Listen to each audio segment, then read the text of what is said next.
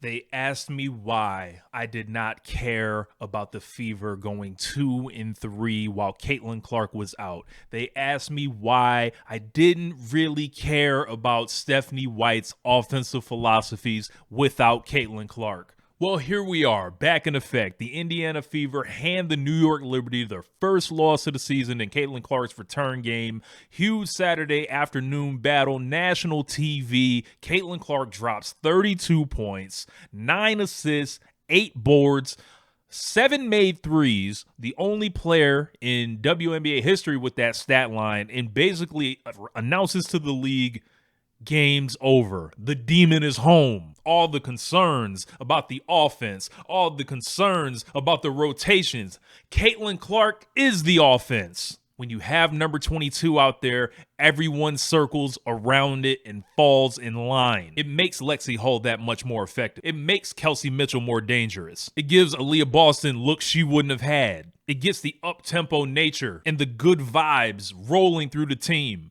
Nobody, and I mean nobody in league history, electrifies a building like Caitlin Clark when she started getting those three-pointers rolling in the first half. She had a Reggie Miller-like sequence in the beginning with, I believe it was 3 3-pointers in 38 seconds. She hit 6 in the first half, only hit 1 in the second, but she came through when it counted and led this team to show exactly who they are and why they are a threat.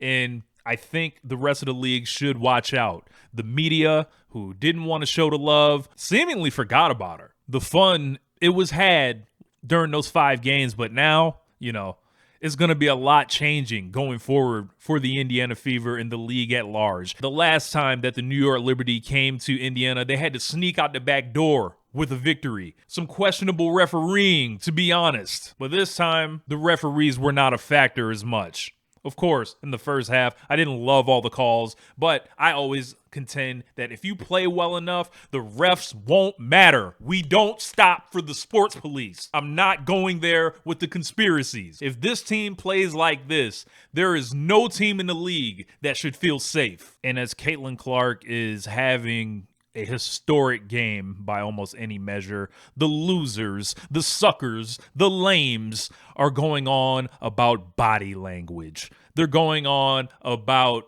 decorum. Look, at this point, it's not about her fans. It's about her. They're going to find a way to try to undercut and sideswipe. But when historic nights like these are going on, they have to do it and look crazy on the timeline in front of everyone else. So-called WNBA journalists can come out here and cover this game and completely not speak her name. I saw it, you saw it. And they're going to have to live with the fact that this is the new normal. All respect goes to the New York Liberty, who are playing without Jonquel Jones and without Leonie Febich. At times, Caitlin's primary defender was Breanna Stewart, and kudos to her for taking the challenge, but she definitely got cooked and fried a little bit too. There was a enjoyable sequence between the two of them where Stewart kind of just had to laugh and acknowledge who she was on the court with. Only one person would be that dangerous from the logo several times. Sabrina Ionescu brings 34 points into this. She had an awesome game. But I think you want a little bit more out of her playmaking-wise. You want her to get the rest of the team going a little bit more, but it was good she could drop 34 points. That's nothing to sneeze at all. Natasha Cloud was not nearly as effective this game as she went 1 of 8 for only 5 points and was a minus 19 when she was on the floor. And the key for the Liberty is going to be her making it hard for Caitlin, and that was just something that was not able to happen today. But man, I almost don't even really care to talk about the statistics, the box score, the plus minus. I want to talk about the feeling that happened today, that ran through Gainbridge Fieldhouse, that is probably resonating with you as you watch this video. 5 games it was missing. It was on the sideline. It was coaching. It was in practice. And while there were positive aspects of the players getting a little bit of room to compete without Caitlin being in the shadow and, growing, on their own, figuring out how they're going to be effective, we know where the bread is buttered. Caitlin rolls back out looking like a threat for league MVP. I don't care that she missed 5 games. It won't matter by the end of the season, trust me. And I contended that this was the biggest game of the year thus far for the Indiana Fever. You got Jonquel Jones not playing. This is a home game. You got Caitlin coming back. You're 4-5 going into this. It's a Commissioner's Cup game. You want to show that Caitlin is back and she means business. And what a stat line.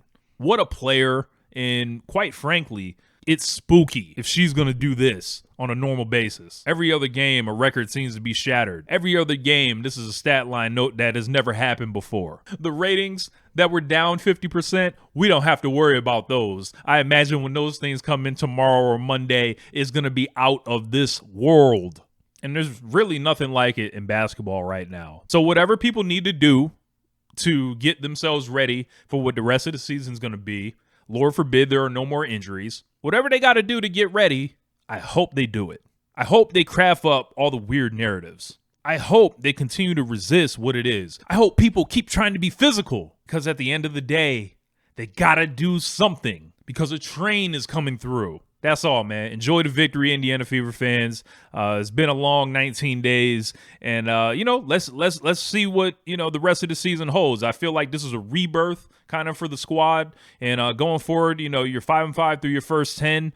You're already in the playoff picture. You just got to keep chipping away. It's not the 1-9 hole that they were in last year to begin the season, and all it's going to take is winning 2 or 3 in a row, then, you're 8-5, and you just keep it rolling from there. Win 4 out of 5 games every time. That's a recipe for success, and I believe that the Indiana Fever absolutely can get the job done. Anyway, my name is Rich Latta. I'm going to celebrate. I'm going to go pour something in a cup and get a nice meal and, maybe watch the highlights a time or two. So anyway, I'm up out of here. Hope you guys enjoyed the video. Hope you guys enjoyed the game. And I'll holla at y'all next time. Peace. This is One Lifetime. Holla at me.